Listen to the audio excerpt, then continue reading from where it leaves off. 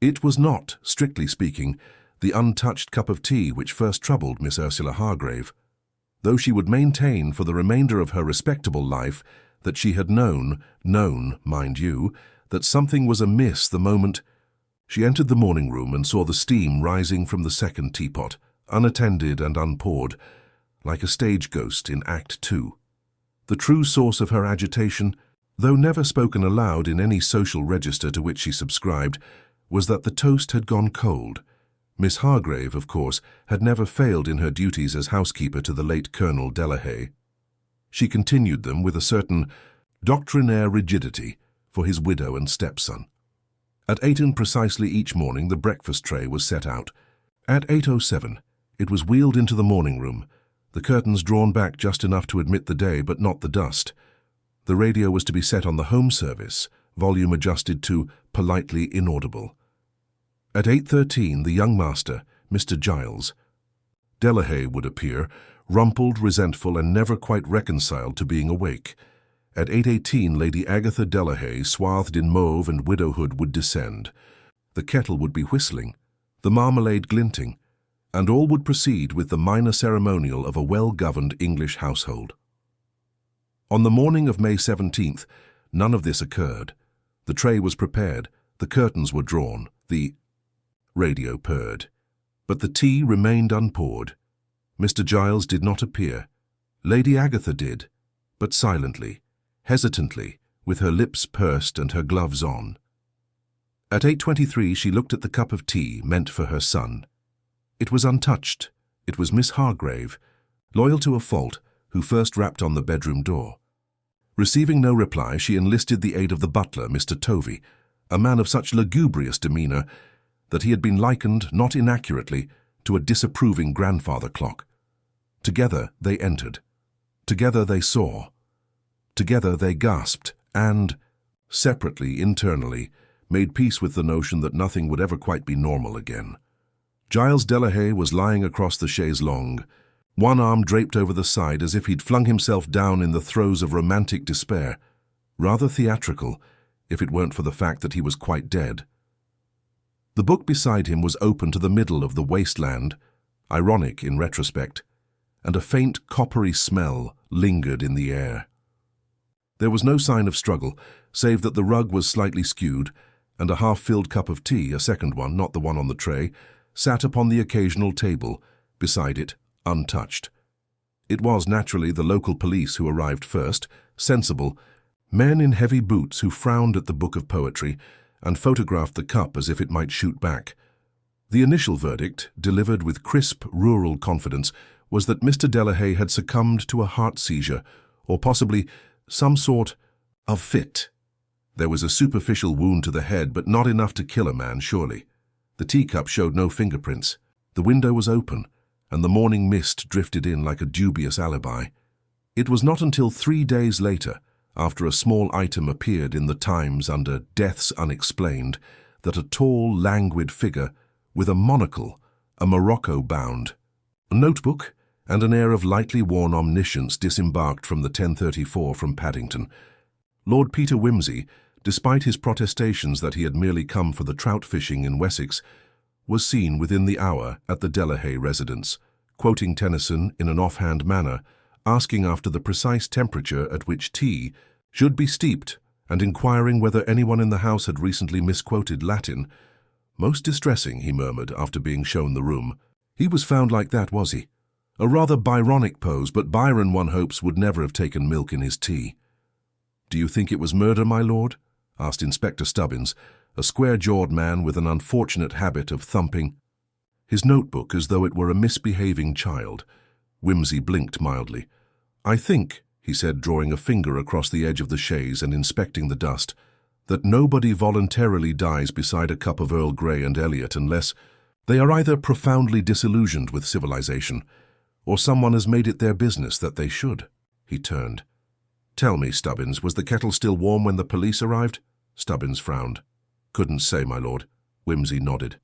"Ah, then we shall begin there. And thus did the untimely death of Giles Delahaye, tea-drinker, amateur poet and occasional philanderer, enter the annals of that strangest category of crime, The variety where nothing appears amiss, save for one detail far too correct: the untouched cup of tea. Lady Agatha Delahaye, though constitutionally unsuited to hysteria, had by the fourth day taken to wearing darker mauve and sighing at intervals of exactly 11 minutes, as if by schedule.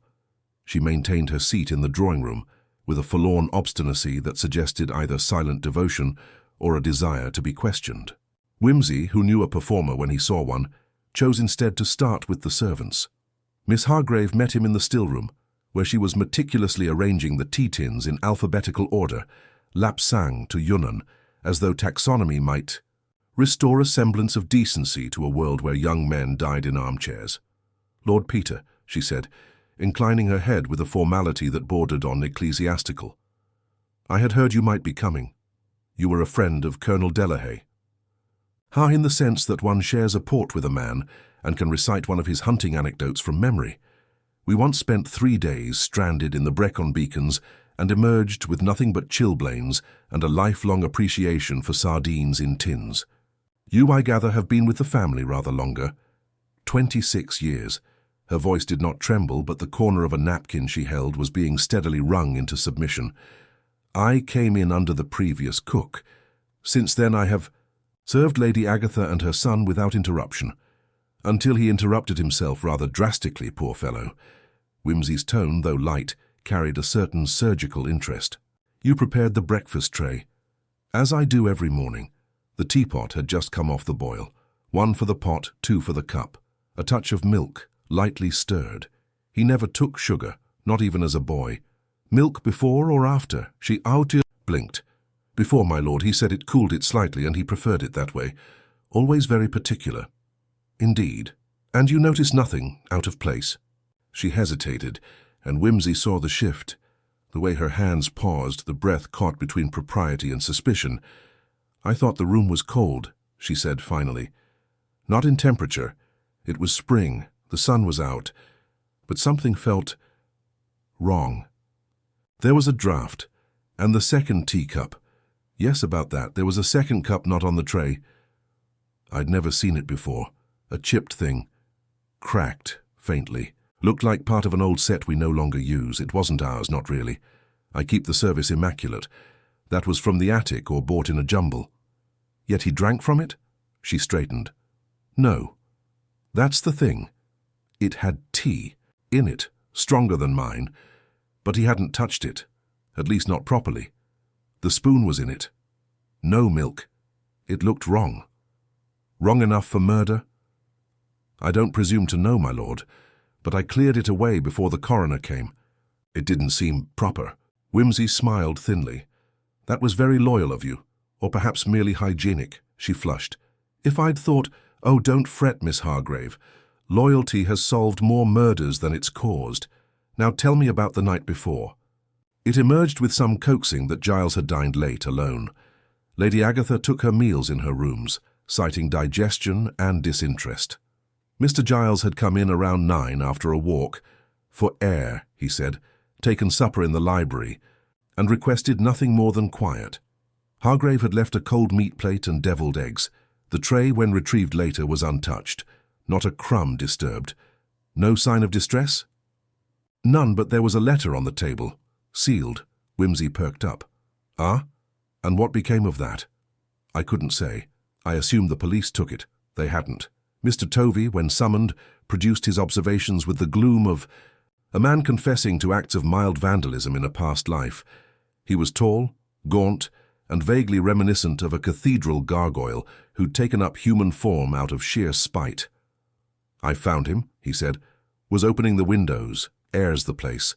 Can't be having death staying in the upholstery." "And what did you notice?" Tovey shifted his weight. "The clock was wrong." "Oh?" "The long case in the hall always strikes at the quarter, but it chimed at 7:10 that morning. One chime. I just passed it. Scared the liver out of me. Unusual. I checked it. Still wound, still accurate. But it chimed at the wrong moment. Just once. Once. Never again." Wimsey filed that away without comment. "And you saw no one enter or leave?" "No, my lord. House was locked. Windows bolted, save for the one in the study. That was open. Could have been opened from the inside. Could, But it hadn't rained and the sill was clean, no marks. Very tidy murder, wasn't it? Tovy's face creased like parchment. Too tidy, my lord, Wimsey agreed. He spent the rest of the day inspecting the house with the air of a visiting architect. He measured the stair rises, examined the drawer linings in the writing desk, and at one point lay flat on the hallway floor to examine the carpet pile. By supper, he had discovered 3 things: that the light in the morning room had been replaced recently, that the door to the scullery stuck unless nudged precisely at the lower left corner, and that no one in the household could agree on whether Giles had slept in his own bed the night before. The sheets were unrumpled, the pillow barely used. The suggestion emerged, tentative then repeated, that perhaps he'd never intended to sleep at all. It was during a walk in the garden, just before twilight, that Wimsey found the gardener, Mr. Penfold, regarding a cracked flower pot with theological resignation. "Heard you're poking about," said Penfold without preamble. "I often do," said Wimsey. "It's become something of a calling, like bell-ringing but with corpses." Penfold spat. "Don't hold with murder makes the soil anxious." "Does it indeed?" "Like dogs. They know. Had 2 hedgehogs crawl into the compost last night and never come out again. That's unnatural." "I shan't argue, did you? See Mr. Delahaye the night before his death?" Penfold scratched his chin. "Came round about 8:30, said he needed a smoke, asked about the new trellis. Odd thing was he didn't seem to see it." "Didn't see it?" "Walked straight past, nearly tripped. I said, 'It's up, sir,' and he just nodded like I'd offered him a cup of gin. Looked preoccupied." "Did he say where he'd been?" "Only said he had to clear the cobwebs. But he was holding something, a slip of paper, folded, looked official." Wimsey thought of the missing letter, the untouched supper, the unfamiliar teacup. "Thank you, Mr. Penfold. Do let me know if any more hedgehogs behave suspiciously." That evening, as the house settled into its bereaved silence, Wimsey stood in the morning room once again. The furniture was orderly, untouched. The air faintly smelled of lemon oil and closed curtains. He picked up the teacup that had been left on the sideboard. Miss Hargrave had rescued it, but kept it inexplicably behind a row of wedgewood, cracked, chipped, faint trace of bergamot, and something sharper. "Iron?" He sniffed, then looked at the inside rim again. Something about the staining pattern. A rust ring. Not from tea. Not from any liquid poured into the cup, but from something resting in it. A vial. A bottle. He set the cup down. Someone had prepared tea. Strong, without milk. Someone had brought a second cup, but the tea hadn't been drunk, and yet Giles Delahaye had died. Wimsey turned slowly, eyes sweeping the room again. A misaligned carpet, an open window, a chiming clock at the wrong hour, a young man with a sealed letter and no appetite, and someone in the house who had very carefully chosen not to mention what they'd seen. He smiled. "Hargrave," he called, "do be a dear and fetch me the laundry log. I have a curious fondness for bed linen, particularly when it tells lies." And thus the first thread tugged loose the curtain, if ever so slightly. The laundry log was produced with the sort of embarrassed reluctance one normally reserves for diary entries or tax returns. Miss Hargrave brought it in wrapped in a clean tea towel, as if the moral contagion of linen might seep through less respectable cloth. "It isn't strictly usual," she said, placing the bundle on the desk in front of Wimsey. "We keep track for the sake of inventories, not forensics." "Quite so," said Wimsey, unfolding the book with delicate fingers as though it might contain an address to eternity. "All systems are forensic when one is sufficiently nosy." The log was a neat affair, ruled in ink, initials for rooms and owners, quantities jotted in Miss Hargrave's tight, slanting hand. March 23rd, 4 pillowcases, 2 bath sheets, 1 fitted sheet, Master G.D. March 24th, 1 hand towel, no. Changes. March 25th, Wimsey's eye paused. There it was. 1 flat sheet, 2 pillowcases, but curiously, no corresponding entry for the coverlet. No top sheet. And yet, Miss Hargrave had been adamant that the bed had not been slept in. I assume this refers to Colonel Delahaye's bed? Of course, my lord. Interesting. Why the change, I wonder, if the bed went unused? She frowned. That's just it. I didn't notice a thing out of place. The maid collected it in the usual course, said it was already stripped. And who had access to the room that morning before the maid? Only myself, Mr. Tovey, and the doctor. Dr. Hallings. Examined the body, then left. He wouldn't have touched the bed. Then it would appear someone else did. That sheet was either soiled or bore something incriminating. Either way, it's no longer available for inspection. Miss Hargrave looked ill. You think it was blood? I think it was inconvenient, said Wimsey, which is more dangerous. He left her then, a porcelain figure behind a mountain of checklists and conscience, and sought out Lady Agatha. She was in the rose parlour, surrounded by lilies. Wimsey took a seat with a ginger caution that suggested he'd once had a misunderstanding with a flower arrangement and hadn't fully recovered. Lady Agatha, he began, I require your indulgence on a delicate point. I should like to know whether your son had any correspondence in the last week that upset him. She flinched, not overtly, but with the practiced micro-expression of someone for whom emotion is a negotiable commodity. I cannot say. Giles rarely consulted me about his private matters. He had many correspondents. Some were women, some rather less welcome. Ah, that explains the scented notepaper and rather melodramatic monogram I found in his desk drawer. She gave him a narrow look. I do not read my son's letters, Lord Peter. Pity. They're better than Trollope and far less forgiving. Tell me, was he in any particular distress of late? He was, she said unexpectedly, though he masked it under that brittle charm you young men consider adequate camouflage. There were debts, naturally. He had ambitions of standing for Parliament, you know. Lord knows why. I suspect guilt, the usual upper-class desire to prove one's worth by solving problems one has no intention of understanding. Debts of what sort? Not ruinous, but embarrassing. He'd taken a lease on a flat in town. There was a woman involved, and something about a horse. Unholy trinity. And did you, if I may pry, approve of this woman? Lady Agatha looked at him with a species of contempt one might reserve for improperly steamed spinach. She was an actress, Lord Peter. Ah, precisely. And you believe she may have had some design on him? Designs, blueprints, and architectural renderings, I should think. Giles was many things, but he was not stupid. He knew when he was being handled, but men often mistake affection for control, especially when it's well perfumed. Wimsey inclined his head. Do you know her name? There was a pause, then Evaden Temple. The name meant nothing to him, but the precision of its delivery, like a knife laid gently on a plate, suggested volumes. She was here, once, last Christmas. He brought her for dinner, said she was a friend of the family. She spent the meal asking questions about the silver. I told Giles never again. Did she ever write to him after that? Constantly. Wimsey stood. Lady Agatha, you have been heroically forthcoming. I am almost suspicious. She smiled thinly. I loathed her, Lord Peter, but not enough to kill my son. That is perhaps the most credible alibi I've ever heard. He left her and made his way into the library where the fire still burned low and the scent of ash clung to the leather-bound volumes like something ashamed. Giles Delahaye had kept a small metal wastebin beside the desk.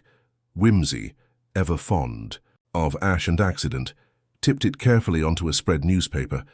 It yielded the usual detritus, charred paper corners, a dog-eared envelope, and, most interesting, a matchbox.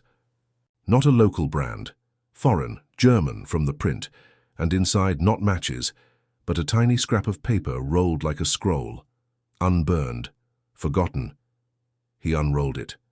The handwriting was jagged, hurried. Don't trust the tea.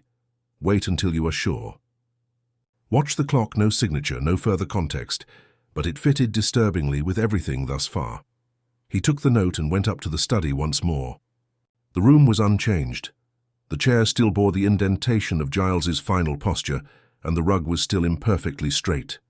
Wimsey crouched, examined the hearth, and found it there, a smudge on the floorboard beneath the grate. Wax.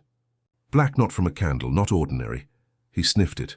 Something acrid sealing wax, but not from any letter they'd recovered. which meant the letter Hargrave mentioned, the sealed one, had been destroyed.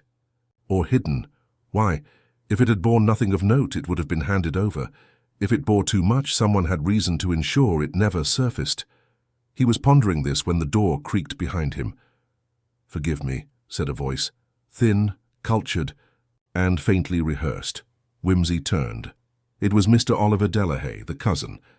"The one with pale eyes and a bookkeeper's gait. I heard you were inspecting the premises," Oliver said. "I hoped I might assist." Wimsey rose. "Your timing is exquisite. I was just wondering who might have known about the missing sheet." Oliver looked faintly stricken. "I beg your pardon?" "You see, Mr. Delahaye, someone took pains to make Giles's bed appear unslept in, but the laundry record shows a change, suggesting that he did, in fact, lie down, or was placed down." Oliver's mouth opened, but no words came out. "Also," Wimsey continued, "someone used sealing wax on a letter that was never delivered, and someone else, or perhaps the same enterprising individual, used a second teacup that doesn't match the set. Are you accusing me?"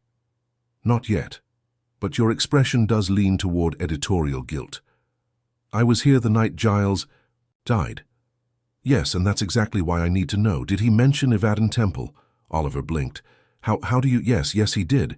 He said she'd written him something threatening. Did he show it to you?" "No, only said it was too theatrical to be real, but not quite theatrical enough to ignore. He said he was afraid someone had followed him here." "To the house?" "Yes. He said someone knew about the tea." Wimsey's mouth thinned into a grimace of admiration. "Thank you, Mr. Delahaye. I believe you've just confirmed several things, chief among them, that the murder, if murder it was, began long before the kettle boiled." He stepped past Oliver, brushing a fleck of wax from his trousers. "I shall go to town tomorrow," he said, more to himself than anyone else. "I think it's time I made the acquaintance of Miss Evaden Temple. I have always had a weakness for actresses, particularly the tragic ones." And with that, the inquiry took its next inevitable step toward the theatre.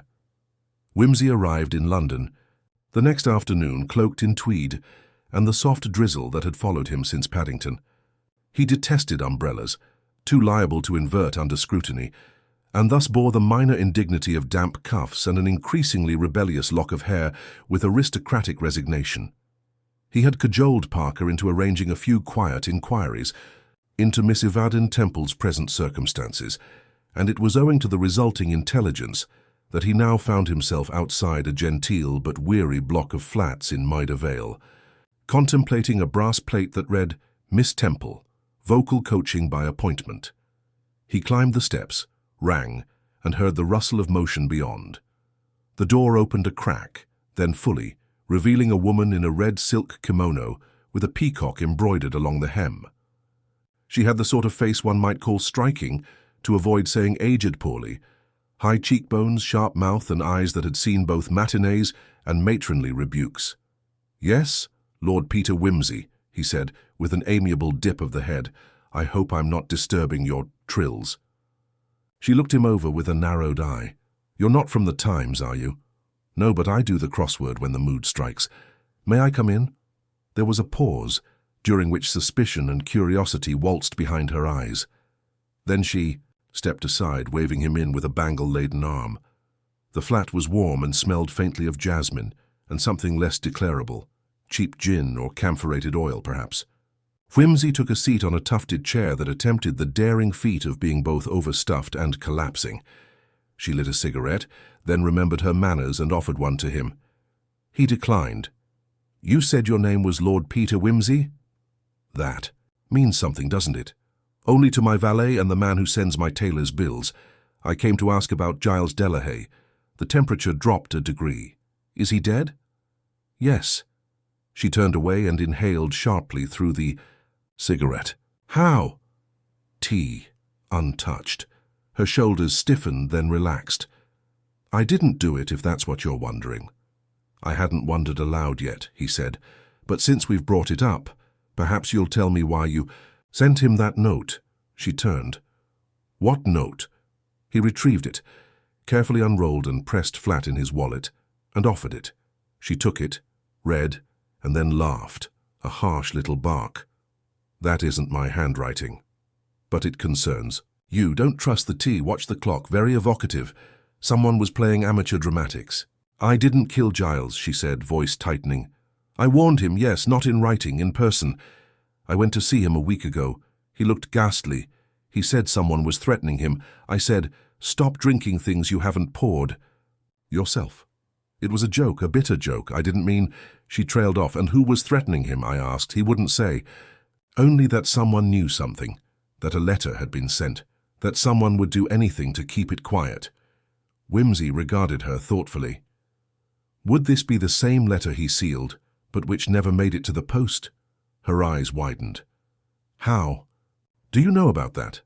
A very tidy housekeeper, and a scrap of wax. Whodunit paste kimono trailing like stage curtain. Yes, he said he was going to send something to his solicitor, something about an inheritance, or a trust, or a confession. He was always cryptic when he was frightened. I thought it was theatre. I thought he was trying to get me back. Were you amenable to the idea? She hesitated. Once, a year ago. Then I realized I was merely a feature, a decorative item he enjoyed exhibiting. He could be very kind, but also cruel. Giles liked control. And he lost it, didn't he? That's what you're really asking. Who did he lose control over? Among other things, said Wimsey. May I ask, did you know a man named Oliver Delahaye? Yes, the cousin, pale, looked like an anxious herring. Strong imagery. He came to one of my shows, said I was a bad influence on... Giles's sense of responsibility. Said I should leave him be, that Giles had too much to lose. He was right. And did you? Eventually, but not out of fear. I'd seen enough of that family to know I'd never be welcome. Giles was fond of his mother's opinion, even if it bled him dry. Wimsey nodded slowly. And this letter Giles spoke of, it would have hurt someone. She looked him full in the face. Yes, that's why he was killed. He stood. Thank you, Miss Temple. I believe you've been remarkably direct for a woman in silk and shadow. If you find out who did it, she said quietly, you'll let me know. Certainly. Although justice tends to deliver itself rather impersonally, she didn't reply. Her cigarette burned down to the filter, and her eyes followed him to the door without blinking. Outside, the rain had stopped, but the clouds still sat like damp wool above the rooftops. Wimsey, never given to sulks, felt the familiar tug of unease, not dread precisely, but the cold anticipation of further contradictions. On impulse, he walked the few streets to his club, rang Parker from the porter's office, and gave him the essential facts, the warning, the vanished letter, the cousin's early visit to Miss Temple. When Parker grunted his approval, Wimsey added, do a quiet background on Oliver Delahaye, debts, relations, political ambitions, anything he might not wish aired on a death certificate. Parker said he would.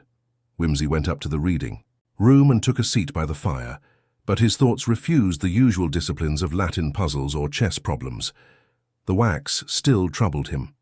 Wax and paper and a bed that ought never to have been made.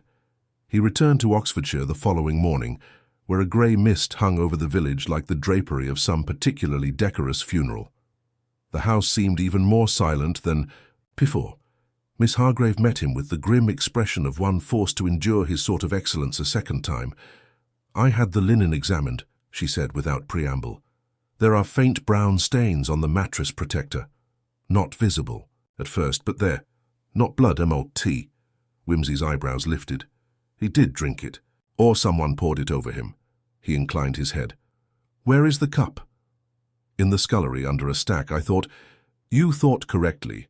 He went with her and examined it. Faint ring, no cracks, no evidence of damage, but inside the rim a faint smear, an oily residue that had resisted washing.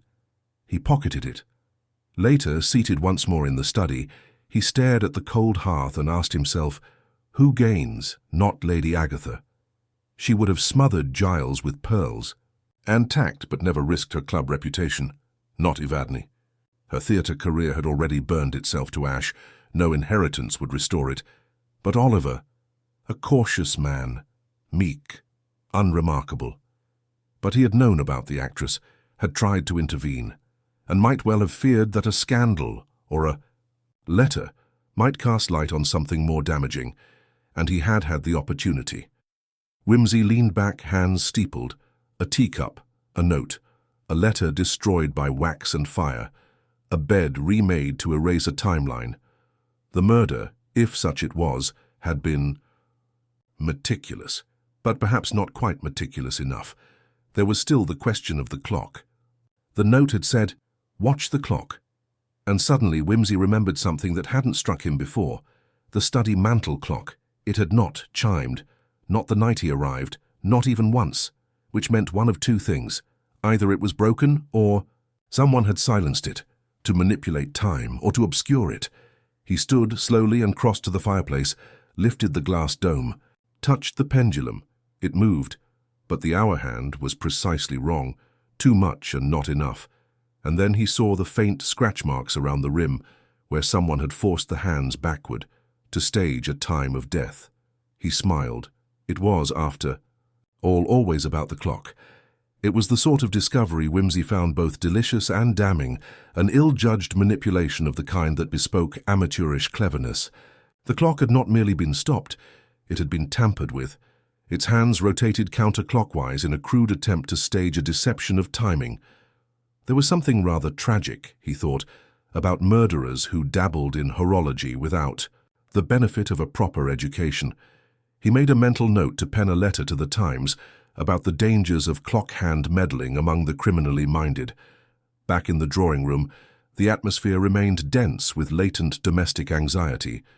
Miss Hargrave hovered in the hall, holding a tea tray with an expression that suggested she disapproved of both the cup and its prior contents. Wimsey thanked her with a courteous nod and took the opportunity to ask whether anyone else had entered. The study since the police had cleared the premises. "Only myself," she said crisply. "To air the windows and dust the furniture. No one has touched the clock. I haven't wound it since before Mr. Delahay's passing." "Quite right," said Wimsey, sipping the lukewarm brew. "Did Mr. Delahay have a regular habit of winding it?" "Every evening at 10 o'clock without fail," she said. "He was precise, almost punctilious. Said it was the only timepiece in the house he could trust." "Really? And where was he at 10 o'clock on the night he died?" "In his study, as usual. I passed the door and heard him on the telephone." Wimsey raised an eyebrow. "Who was he speaking to?" "I couldn't say," she replied. "But I heard him say, 'It's all written down. If anything happens—' And then I moved on. It wasn't my place to listen." "No, but it's a noble sacrifice you've made in telling me." He smiled to soften the rebuke, and she, not entirely mollified, inclined her head and retreated. So 10 o'clock, a phone call, a letter sealed but never sent, a study clock set back perhaps an hour, and a cup of tea that had, contrary to the note, very much been consumed. Or at least introduced to its intended victim with less theatricality than advertised. Wimsey reached once more for the note. "Don't trust the tea. Watch the clock." A two-part warning, one literal, the other figurative. But neither particularly successful, unless one assumed the note was not a warning to the deceased at all, but a performance for someone else entirely. That afternoon, he took the road north of the village, passing cottages with flint walls and wilting hedgerows, until he reached the smaller, newer residence where Oliver Delahay was temporarily staying. The cottage, inherited from a maternal aunt of no particular consequence, looked recently dusted of disuse, fresh curtains, but the garden remained defiant in its wildness. He found Oliver in the rear sitting room, peering over papers with an air of reluctant diligence. "Lord Peter," the man exclaimed, startled into uprightness. "I didn't expect you back so soon." "Nor did the housekeeper," said Wimsey, folding his coat neatly over a chair. "You keep a busy desk, Mr. Delahay." "Only accounts," Oliver murmured, gesturing awkwardly. "Estate affairs, you understand." "I've been thinking about Giles," Wimsey said mildly. "And clocks." "Clocks, yes. Yours is still right, I see, unlike the one in the study." Oliver frowned. "I beg your pardon?" "The study clock at the main house," said Wimsey. "It was tampered with, set back quite inexpertly, I might add. Someone meant for it to suggest a different time of death. You wouldn't know anything about that, would you?" "I certainly not," said Oliver, voice thinning. "Why would I? You're not saying, do you think someone staged his death?" I think someone wanted it to look natural, but misjudged how much tea a man really drinks before bed, and how often one rewinds the past. Oliver stood, jittery now, hands clasping and unclasping in front of his trousers. I didn't go near the study. I only came down when the doctor was called. Miss Hargrave recalls otherwise. Wimsey said gently. She remembers you arriving earlier than you stated. She heard the car, she heard voices, and I've no doubt that if we telephoned Giles's solicitor, we might find that a certain document, containing things better left undiscovered, never quite reached him. You're bluffing, Oliver said, voice trembling. Am I? Shall we find out? Wimsey's tone remained crisp, courteous, but devoid of warmth. There was a silence long enough to encourage confession, but Oliver merely sank back into his chair and rubbed his temples. Wimsey rose. If you'd prefer to consult with a solicitor before remembering anything useful, I shan't stop you, but time has a habit of making confessions more expensive. As he left the cottage, he was greeted by a motor car approaching from the road, a green Lagonda, driven not entirely steadily. As it pulled up alongside him, a man with ruddy cheeks and a hunted expression leaned out. Are you Lord Peter Wimsey? The man asked. I'm Dr. Norwood. I heard you were asking questions about Giles Delahaye. Wimsey nodded. Your name came up in relation to the unfortunate teacup. What can I do for you? Norwood hesitated, then exited the car. I shouldn't be saying this, but it's been weighing on me. I told the coroner it looked like a heart attack. And it did, mind you. The symptoms matched. But something's been bothering me since. Do go on, said Wimsey, intrigued. His fingernails, said Norwood, glancing around nervously, and the corners of his mouth. Slight cyanosis. Not just from the collapse, it looked chemical.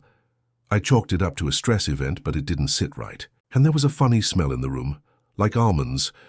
Wimsey raised both brows. Hydrocyanic acid? Possibly. It was faint. But I've smelled it before, during my army days. It doesn't linger long. And you'd need an expert to detect. Day it after tea and time. But that's not the worst part. His stomach contents. I kept a sample. Something told me. Instinct, perhaps. I didn't destroy it yet. I should like to examine it, said Wimsey, and have it analyzed, quietly. Can arrange that. As Norwood drove away, Wimsey turned once more toward the village. The case was no longer merely suspicious. It was veering into the well-prepared, the deliberate, the dangerous. If poison had been used, and carefully so, then the narrative must change entirely. A note warning of poison, a clock set back, a letter destroyed. Each detail, once a curiosity, now sharpened into intent. The truth was forming, not in statements but in absences. The study clock had been doctored, the tea tampered. A visitor had arrived before they admitted, likely with the means to destroy, Giles's final written account. And yet, curiously, the letter itself had not been taken, only rendered useless, which meant the killer wanted no replacement message written, no new confession mailed. The destruction of the first had to be total and symbolically final.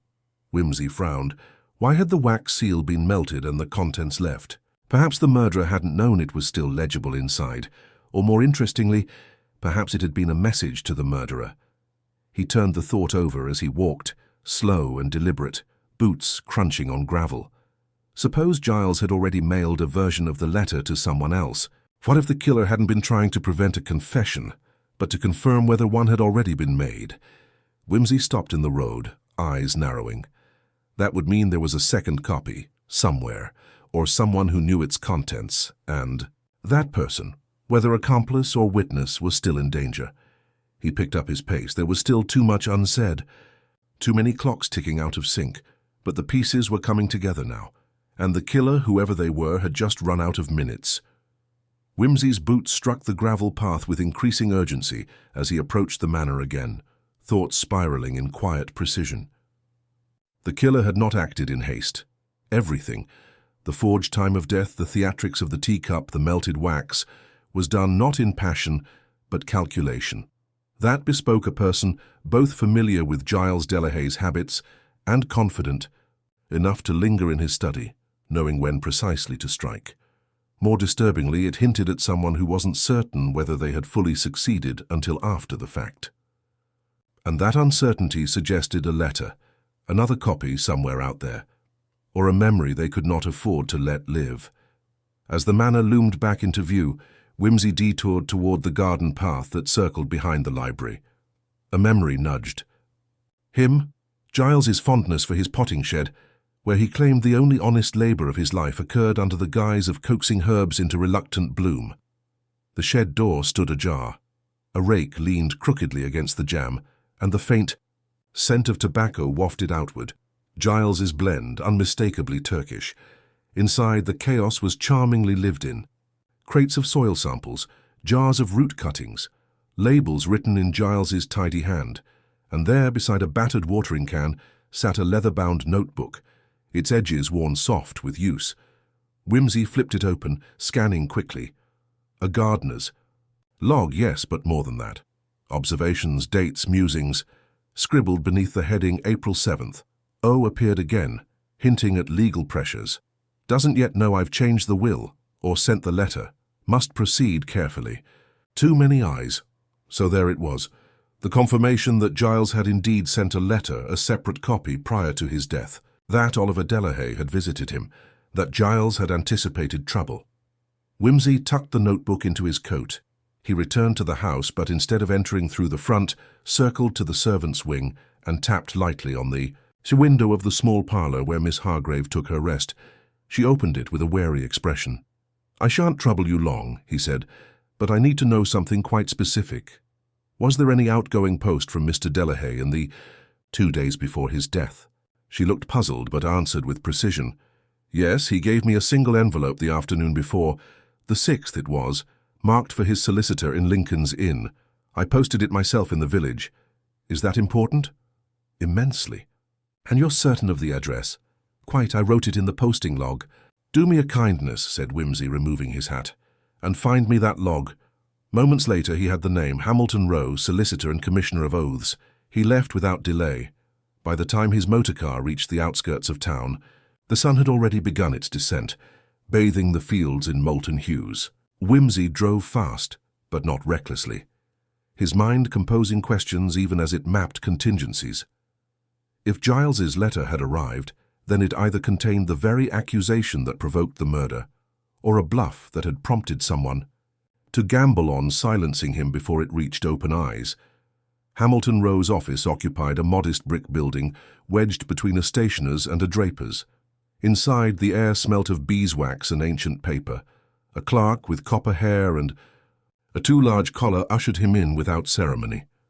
Rowe himself, a man of glacial calm, glanced up from a docket. "Lord Peter Wimsey, I thought you might appear." "Then I hope you've not waited too long. I'm told you received a letter from Giles Delahaye shortly before his demise." But it arrived the morning after his death, oddly enough. "May I see it?" Rowe opened a locked drawer and produced the envelope. The seal had been cleanly broken. He passed the folded sheets to Wimsey without comment. The letter was brief, written in Giles's precise hand. To Hamilton Rowe, "If this reaches you, then I have likely lost the luxury of a second chance. I write, not to accuse, but to record. Oliver is under pressure, not merely financial, but familial. He has made threats. There are matters he does not understand fully. He was too young during the war and too proud afterwards. I changed my will last month to reflect a revised plan for the estate, favouring Eliza Hargrave and the charitable trust over bloodline. I feared his reaction, and I fear it now. Should anything happen, let this serve as evidence that I did not. Go willingly. G.D. Wimsey read it twice. Did you inform the police? I gave a copy to Inspector Grant, yes, but without cause of death confirmed as unnatural, there was no further action. You understand it was speculative. Speculation, murmured Wimsey, folding the letter back, often the first signpost toward truth. He left the office with a sense of clarity. Giles had named Oliver without accusation, but with warning. A statement of unease. A letter designed not to prosecute, but to illuminate. Back at the manor, twilight pressed against the windows like breath on glass. Wimsey found Inspector Grant seated in the drawing-room, reviewing his notes with the weariness of a man accustomed to country deaths taking curious turns. I've had the stomach contents. Tested, Grant said without preamble. Norwood was right. Traces of cyanide, enough to be fatal. But administered how and when, we're still narrowing that. The tea, I suspect, said Wimsey, though not by Giles's own hand. Grant nodded grimly. That fits. So, if we have murder, motive circling a will, perhaps, who benefits? Eliza Hargrave, by all accounts, said Wimsey, but with far less to gain than Oliver had to lose. Giles's notes show he planned the will change for weeks. Oliver didn't. No until too late, but he had suspicions. We'll need more than that, Grant said. Means opportunity. I believe he had both. He arrived at the house early, possibly confronted Giles. Perhaps Giles showed him the letter, boasted of it, or worse, taunted him with its existence. The letter he never knew had already been sent. You think the killing was spontaneous? No, said Wimsey.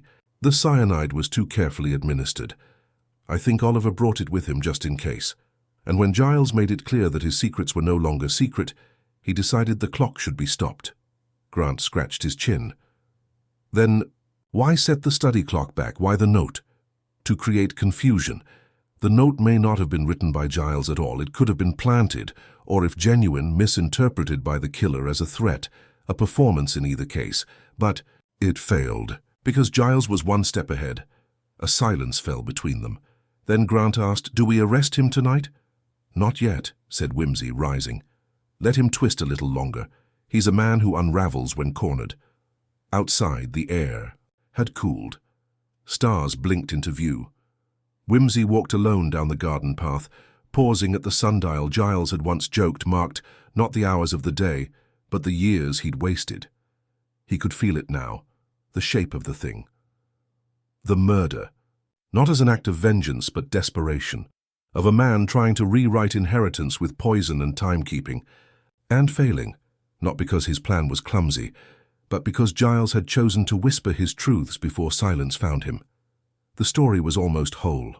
Only the final crack remained, the moment the mask would slip. And when it did, Wimsey would be watching.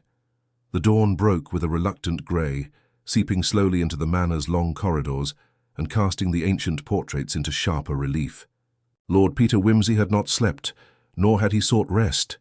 Sleep in the middle of a hunt such as this would have felt like negligence. Instead, he had paced the library until the fire died low, working through the contradictions still clinging, like cobwebs to the edges of the case. At 7 sharp, he sent Parker a brief telegram requesting records on Oliver Delahay's military service and subsequent business ventures, particularly any dealings that involved borrowed capital or litigation. There were shadows around Oliver that extended beyond this murder, and Wimsey meant to illuminate everyone. By 8:30, he was back in the dining room, accepting coffee from a housemaid who tried not to stare at the strange nobleman who talked to himself while tapping a pencil on the rim of his teacup. He offered her a smile, then addressed Inspector Grant, who entered moments later, slightly rumpled but alert. "We ought to confront Oliver," Grant said without ceremony, taking the opposite seat. "There's enough now, the motive, the opportunity, the poison." "No," said Wimsey, stirring his coffee with deliberate care. "Not yet. One corner remains unexamined." "And what's that?" "The girl," Wimsey said softly. "The housemaid, Lily." Grant's brow furrowed. "The one who found him?" "Yes, or rather the one who claims to have found him." Wimsey met Grant's eyes. "It struck me rather sharply last night that her timeline was too convenient. She happened to bring the tea, happened to enter the room precisely when Giles was beyond help, yet she waited nearly 5 minutes before raising the alarm. That delay could be attributed to shock, certainly, but her statement to you was curiously rehearsed, as if she feared saying too much, or perhaps had been told exactly what to say." Grant leaned back. "You think she was involved?" "I think she may have seen more than she admits, or someone feared she had." Within the hour, they had summoned Lily to the small morning room overlooking the east lawn. She arrived pale and visibly nervous, twisting her apron in hands gone white with pressure. "There's no need for fear," Wimsey said gently, offering her a chair. "But it's important we get the facts exactly right. When you brought Mr. Delahay his tea that afternoon, did you speak with him?" She nodded once. He said thank you but didn't look up, just waved me away like usual. Did you notice anything unusual? Smells, perhaps? Or the state of the room? Lily hesitated, then blurted, "There was a sort of bitter almond scent, but I thought it was the polish or the plant by the window. Mr. Delahaye always kept strange herbs. And when you found him, how did he look?" She swallowed. His head was on the desk, one arm hanging down. His eyes, they were wide.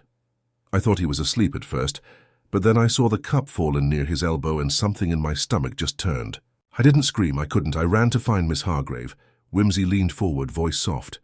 Miss Hargrave, not Oliver. She blinked, caught. I thought she'd know what to do." "No, you didn't," said Wimsey calmly. "You avoided Oliver deliberately." "Why?" Silence fell. Grant's pen scratched quietly on the page. Lily burst into tears. "I saw him. That morning I saw Mr. Oliver going into the study, earlier than anyone said, before the breakfast bell. He looked angry and he had something in his hand, a little silver box, like a pill case." "Did you see him come out?" "Yes, about 20 minutes later. He looked calmer, smiling even. That's why I didn't go to him when I found Mr. Delahaye. I remembered his face. I thought maybe he did it." "You've told no one?" She shook her head. "I was scared. I thought if I said something he'd blame me, or worse." "You did the right thing now," said Grant. "You'll be protected." Wimsey waited until the girl had been gently dismissed and escorted upstairs by the cook before speaking. "There it is," he said. "Witness testimony placing Oliver at the scene long before he claimed, and with something in his possession that could plausibly contain poison. The final piece." Grant looked grim. "We've got to move. If he suspects we know, he'll bolt." "Indeed," said Wimsey, rising. "Let's catch the fox while he's still in the field." They found Oliver in the billiard room, idly chalking a cue he clearly had no intention of using. He straightened at their approach, mask firmly in place. "Good morning, gentlemen. Have we made any progress with poor Giles's unfortunate accident?" "No longer deemed an accident, I'm afraid," said Grant. "We're treating it as murder?" Oliver's eyebrows lifted fractionally. "Good Lord, surely not—" "Surely yes," said Wimsey. "And the evidence, I fear, points directly at you." "Preposterous!" Oliver snapped, stepping back. "You've nothing. No motive. No proof." "Motive, yes," said Wimsey. "You stood to lose everything with Giles's revised will. You confronted him. Lily saw you. The silver box you carried may not have seemed suspicious to her, but the contents, cyanide, were enough to kill." "I never—" "You did," Wimsey interrupted. "You entered early, argued, slipped the poison into the tea Giles habitually, poured for himself at 10:30. You set the study clock back to create confusion, but you didn't know he had sent a letter, one that named you, that described his fear. That letter has been recovered. There is no escape." Oliver's mouth opened and shut, his shoulders slumped, and for a brief moment, the facade cracked entirely. "It wasn't supposed to go that way," he whispered. He was going to ruin everything over some sentimental plan to donate land and money to people he barely knew. I begged him. He laughed in my face. "You murdered him," Grant said quietly. "That's not a matter of legacy or pride. That's the act of a man who knew he had no more leverage." Oliver looked up, bitter. "He left me with nothing but shame. You think I enjoyed it? Watching the family estate get carved into philanthropic pieces while I'm left scraping together debts and silence?" Wimsey's voice, when it came, was flat. "You'll have ample time to reflect on the cost of silence, Inspector." Grant moved forward and took Oliver gently by the arm. The room felt suddenly empty. Later, when the formalities had been concluded and the manor stood quiet once more, Wimsey returned to the study. He lingered by the desk, fingertips brushing the groove Giles's pen had worn into the wood. There was no triumph in solving a murder, only the cold relief of restored order. A man had died because he trusted the law to speak after his voice was gone. And thanks to a trembling maid, a dry solicitor, and the tenacity of detail, it had. As he turned to leave, Wimsey noticed something beneath the edge of a blotter, a page, torn from Giles's notebook, separate from the rest. If this fails, then let the truth be found by someone who sees not only facts, but fear. He folded it once, slipped it into his pocket, and stepped into the morning light. The sun had barely risen above the slate roofs of the manor when Wimsey stepped out into the chill spring air. The earth still smelled of damp and frost, and the hedgerows bristled with quiet birdsong. He crossed the gravel drive without haste, hands in his overcoat pockets, boots crunching with rhythm beneath him. The case, on the face of it, was closed. Oliver Delahaye arrested, his guilt more or less confessed. Inspector Grant had departed with the prisoner and a tidy dossier, leaving Wimsey to tie up the last loose threads before he too could depart. But Wimsey did not feel the clean satisfaction of a case rightly solved. The truth had come to light, yes. The letter, the witness, the motive. And yet there lingered something, an uneasy scent in the wind, a note not quite struck in harmony. Back in the study, he laid the torn notebook page on the desk and reread it under the morning sun. Giles Delahaye had written it in haste, surely, and in fear. That much was clear. But the line that snagged at Wimsey like a thorn was the final clause. Someone who sees not only facts, but fear. A curious phrasing. Unusual. Giles had not been a man given to melodrama. Wimsey drummed his fingers lightly against the blotter. Fear, not merely facts. There had been more to Giles's mood in those final days than alarm over Oliver's financial indiscretions. That was part of it, of course, but Giles had been frightened, not simply angry or betrayed, frightened. And what had prompted that terror? It was not the fear of death alone. If it had been, he would have confronted Oliver, or called in the police. Instead, he had concealed the letter in a volume of Horace, scribbled notes behind a calendar, left the pieces to be discovered only if he died.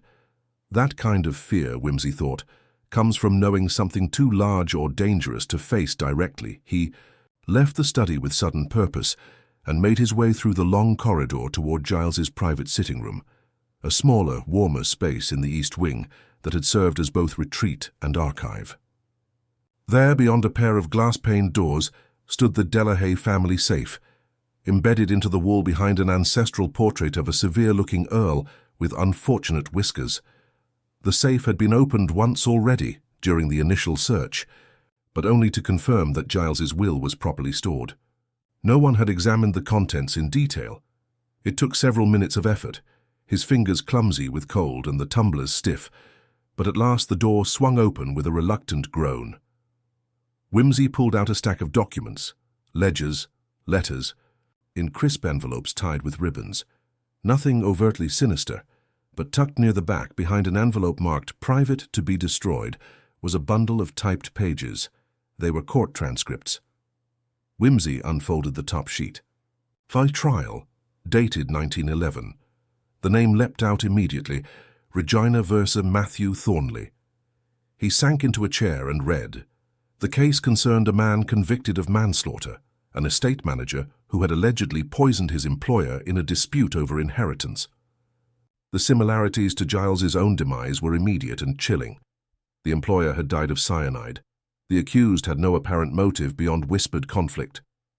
But the striking detail was the name of the victim, Sir Thomas Delahaye.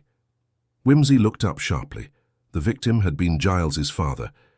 He turned to the final page, where the verdict was rendered. Guilty, the court had ruled. Sentenced to 15 years. Yet there was a note appended in Giles's handwriting. "No justice, he didn't do it, I always knew. Father feared someone else, someone within. He left me that letter in 11, and I never showed it. Until now." Wimsey dropped the page onto the desk and stood. The puzzle had twisted. Giles had been afraid not only of Oliver, but of something older, something deeply rooted in the family soil. He returned to the safe, searching more feverishly now, and there, at the very bottom, in a sealed envelope yellowed by time, he found the original letter. It was written in a spidery, uneven hand. "If I am dead by unnatural means, do not blame Matthew. There is another who knows of the debts, who fears discovery. He is of my blood, and I fear what he may become." The letter was unsigned, but it was clearly Thomas Delahaye's. Wimsey felt the hairs on the back of his neck rise. Of my blood. The phrase narrowed the suspects. If not Matthew Thornley, who had died in prison, and if not Giles himself, then the killer Thomas feared had to be a relation. A brother? A cousin? He left the room at once and descended to the manor's lower archive, where the family genealogies were stored in dusty ledgers as thick as paving stones. It was there, after 20 minutes of leafing through the brittle pages, that the name leapt into view. Elias Delahaye, younger brother to Thomas, disinherited in 1902 after a gambling scandal, emigrated to South Africa, presumed dead in 1921. But another note, written in Giles's hand again, read, "No proof of death." Elias wrote in 1933 asking for a loan. Letter postmarked from a village in Cornwall. I never replied. I feared he might come north. Wimsey's thoughts churned. Suppose Elias had returned. Suppose the debt-ridden Oliver had, in desperation, reached out to distant family. Could he have met with someone dangerous? Someone with secrets buried beneath 30 years of lies? Back in the study, Wimsey spread the documents on the desk like a deck of cards. A theory was forming, darker and more tangled than he had imagined. What if Oliver had not poisoned Giles of his own idea, but at the urging or even manipulation of another? Someone who had lived in the shadow of the Delahayes for decades, festering in grievance. Someone who had once killed a brother, then vanished. But who? His eye fell again on the estate staff list. A recent addition, Mr. Alfred Banks, hired the previous year as groundskeeper, a reserved man. Lived alone in the gamekeeper's cottage and, strangely enough, had declined the invitation to the household supper after the inquest. Wimsey stood, heart quickening. He crossed the hall to the kitchen and spoke to Mrs. Hemmings, the cook, who gave him a weary smile. "Mr. Banks, quiet fellow, keeps to himself, older than most, says little, always reading." "Reading?" Wimsey asked. "Old books, classics, I think, Latin and such." Wimsey's mouth went dry. Alfred Banks, older, well-read, solitary, had Giles's trust enough to be overlooked. No one thought twice about him, but Giles had written that his father's killer was of his own blood. Elias had been presumed. Dead, yes, but what if— "Did you ever see Mr. Banks with Mr. Giles?" Wimsey asked. "Oh, yes," said Mrs. Hemmings. "They'd walk sometimes in the orchard. Not often, but regular enough. Mr. Giles called him Alfred, but the way they spoke, it wasn't staff and master, more like, well, family, sir." Wimsey did not wait for more. He turned on his heel and left the kitchen, crossing the gardens. At a rapid clip, the cold biting deeper with each step. The cottage door stood slightly ajar. Inside, the hearth still burned, and a cup of tea sat half-finished on the table. But the man was gone. On the mantel lay a folded note, addressed in a strong, slanted hand. "To the one who sees fear." He opened it. "You've done well, Lord Wimsey. Giles was brave, but late. The family's rot was too deep. I did not kill his father, but I knew who did, and he took my name, my identity, and died in a fire under it. I have lived these years with borrowed quiet, but Oliver was my undoing. He came seeking money, and I told him the only coin worth spending was silence. I fear that coin bought more than I meant. It is time I disappear again. Do not follow." It was unsigned. Wimsey stood very still, the letter in his hands, the wind stirring the pages behind him. The murderer had been caught, but the story was not yet finished. Wimsey remained in the doorway of the gamekeeper's cottage. For several moments, the final sentence of the letter echoing in his thoughts. Do not follow.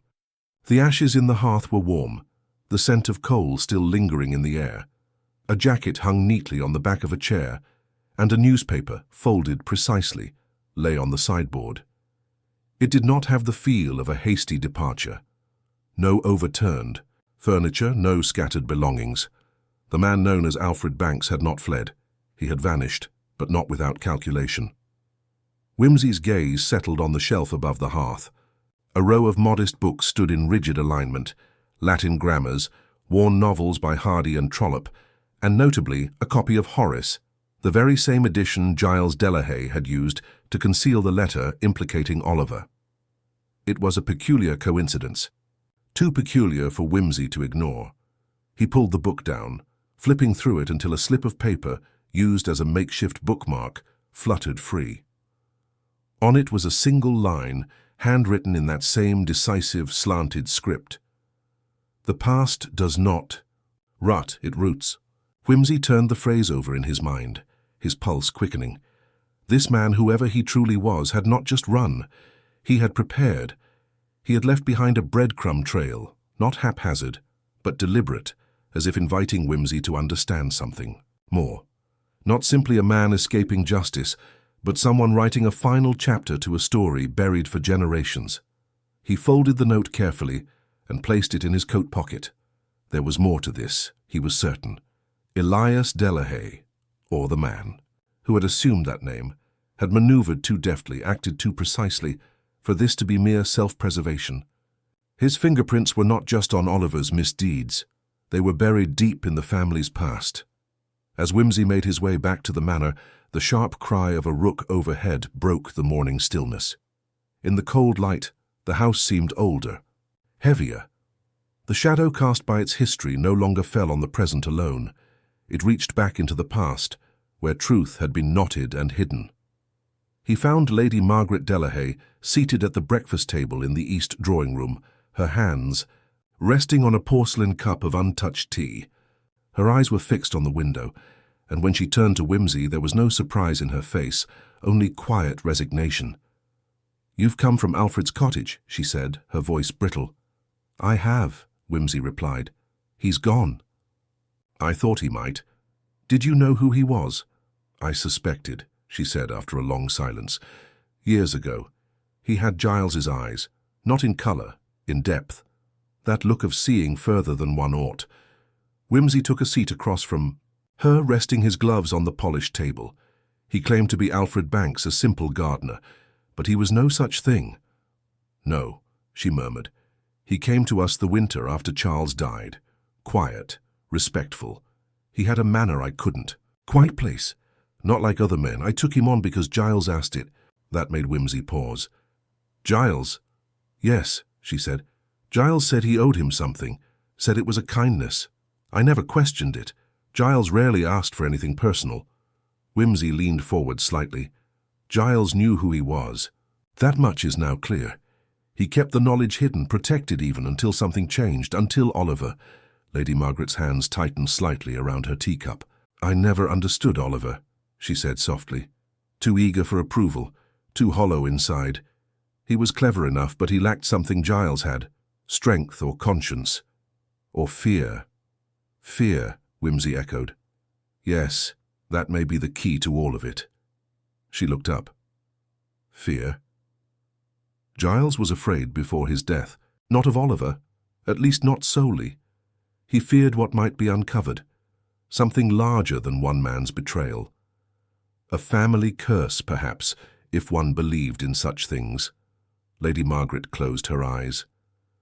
"When you live long enough in a house like this, Lord Wimsey, you come to believe that curses are simply histories we refuse to name." That sentence sat between them for a long moment, before Wimsey rose. "I shall need to speak to the solicitor," he said. "There may be provisions in Giles's will that bear revisiting. If he left instructions for after his death, he may have known this would come." Indeed, by midday, the solicitor, Mr. Cleves, had arrived, clutching a leather folder and an expression of mild agitation. "This is highly irregular," he muttered, as he laid the will and its supplementary documents out on the drawing-room table. But given the circumstances and Lord Wimsey's involvement, the will itself was brief and formal, bequeathing the estate to Lady Maigret, with annuities set aside for staff and a modest trust for Giles's niece. But it was the addendum, written in Giles's unmistakable hand and sealed with his signet, that revealed the final intention. "If I perish by violence," it read, "let it be known that a truth lies buried beneath my bloodline. The man known as Alfred Banks is not what he seems. If he has fled, do not pursue him, only ensure that his story is preserved. For too long we have lived under silence. Let the next generation choose differently." It was not quite a confession nor an accusation. It was a statement of reckoning. That evening, as the house settled into uneasy quiet, Wimsey returned once more to the orchard. The light had shifted. Long shadows now crisscrossed the path where Giles and Alfred had once walked together in silent counsel. The wind stirred the grass with a whisper. He paused near the low stone bench where the two men were said to have sat, and something caught his eye. A small carved emblem etched into the stone, faint but unmistakable, a tree with roots spiraling downward, deeper than the trunk itself. Beneath it, in careful Latin script, radix timoris veritas est, the root of fear is truth. Wimsey smiled, faintly, without warmth. "You were right, Giles," he said aloud, "but you never truly buried it." He turned, the weight of the case no longer in the facts, but in its implications. Justice, in its official form, had been served. Oliver was imprisoned, likely for life. But the greater justice, the reckoning of legacy, guilt, and silence, would take longer to settle.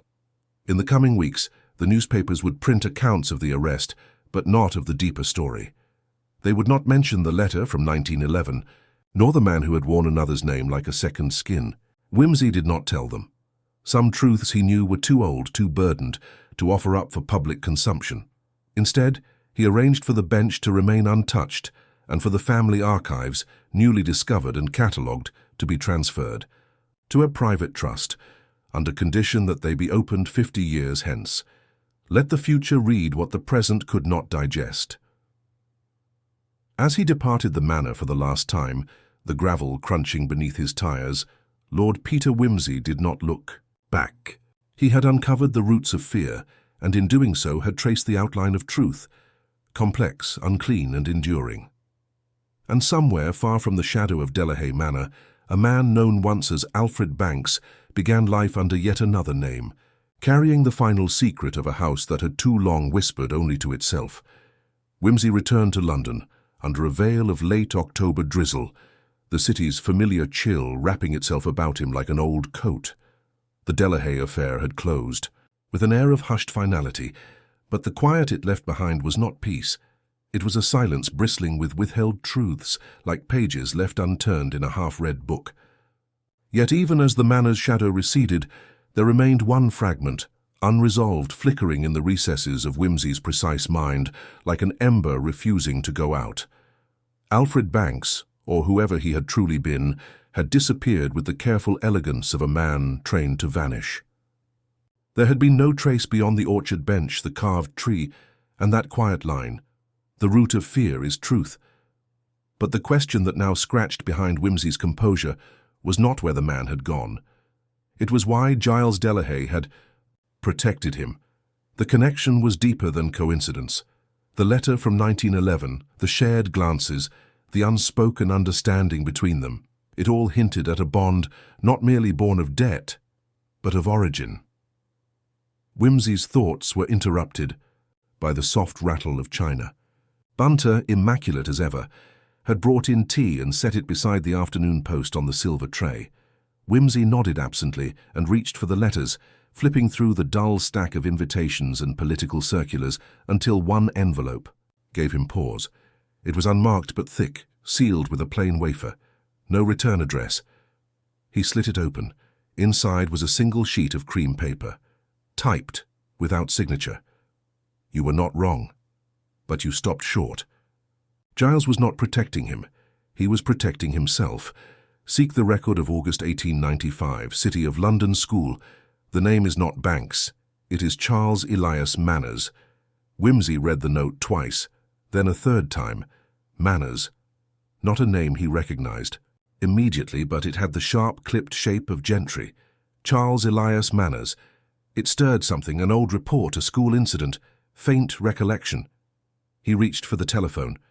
Within hours he was seated in the archives room of the City of London School, its vaults kept warm by radiators that hummed like vigilant bees. The clerk, a young man with rimless spectacles and a love for bureaucracy, had been sceptical at first. But Lord Wimsey's name and a polite £5 note had loosened the hinges of protocol. The dusty record for 1895 was drawn down.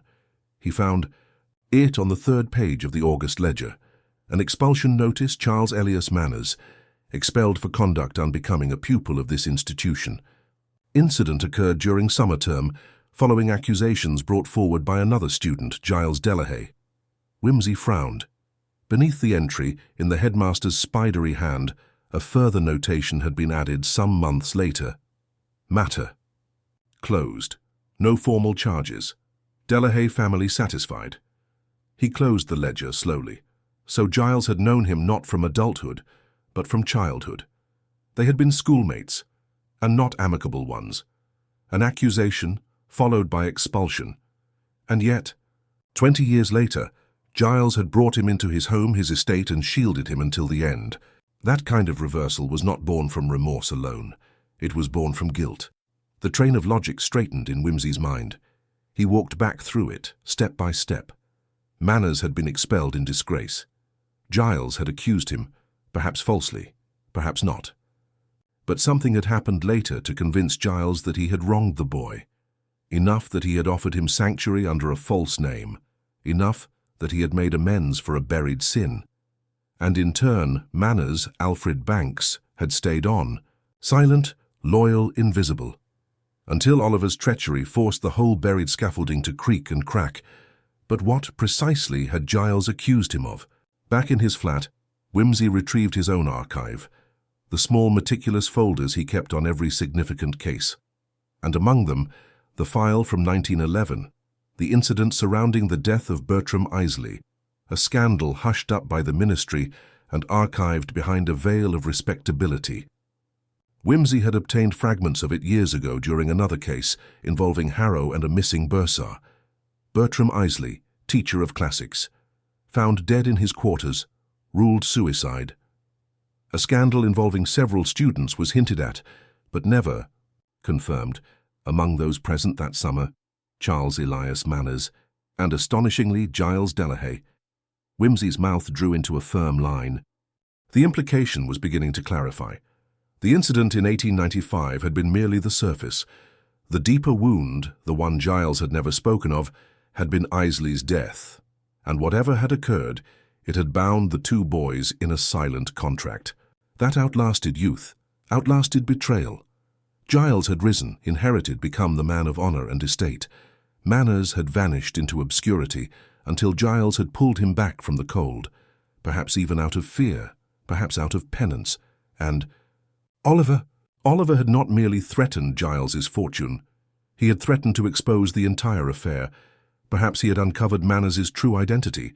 Perhaps he had blackmailed Giles, demanded power, money, inheritance. It would explain Giles's reluctance, his private tension, his abrupt decision to change his will. Not merely to block Oliver, but to safeguard a truth that had slept for decades. Wimsey sat back in his chair, the late afternoon shadows lengthening around him. The affair was darker than he had first guessed. The murder had been the fuse, but the powder keg had been set years before either Giles or Charles Elias Manners had turned 30. A death, an accusation, a betrayal, and a lifetime spent in silence. He wondered briefly where Manners was now. The letter had come from someone who knew his name, who likely knew his location. Perhaps it was from Manners himself, or from a third party, someone still tangled in the web. A thought struck Wimsey like cold water. Miss Agatha Crossley, the companion who had left Delahaye Manor the morning after Giles's death. The one person outside the family who had been in close proximity to the inner circle and whose departure had gone curiously unquestioned. A quiet woman, refined, watchful. Had she been more than a governess? A confidant, perhaps, a liaison, or a witness? And if she had known who Alfred Banks truly was, it stood to reason she might have known more, possibly even the full history. Wimsey found her address in a diary entry from 3 weeks prior, jotted in his elegant hand during one of his interviews, Hampstead, St. Dominic's Road. By nightfall, he stood before the modest row house, the last of the day's light pressed low against the windows. The door was opened by Miss Crossley herself, older than he recalled, her hair drawn back in a severe knot, but her eyes sharp and steady. "I rather thought you might come, Lord Wimsey," she said, as if offering tea. He stepped inside without a word. "I take it you know why I'm here." "Yes," she replied. "You want to know who Alfred Banks truly was, but I think you already do." "Charles Elias Manners," She inclined her head. Then you've come for confirmation, not revelation. I suppose that's progress. I've also come to understand what Giles was protecting. Miss Crossley took a moment, as if measuring the weight of a memory. Then she said quietly, "Not what? Who?" Giles believed in the end that the harm he caused as a boy had festered longer than the wrong done to him. He saw in Charles the life he had broken, and in Oliver he saw a life he had enabled. Wimsey, let that settle. And you? I helped where I could, she said. That is all any of us can do. Outside, the fog curled against the windows like an eavesdropper. Do you know where he went? No, she said, but I know he is free. And for the first time in days, Wimsey felt the last piece fall into place.